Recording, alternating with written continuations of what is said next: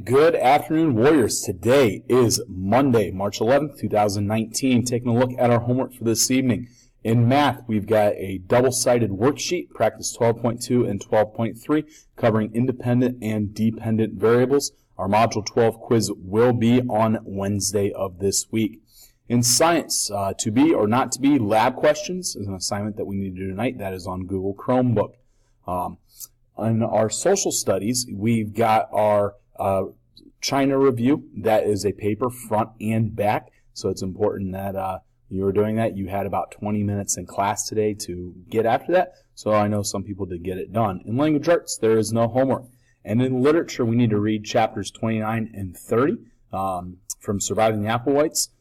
These, if you've misplaced your book, you can access it via Google Classroom as the chapters are posted on there. And then assignment 6 from our Surviving the Applewhites packet that is due on Wednesday. That's it for today. Have a good one.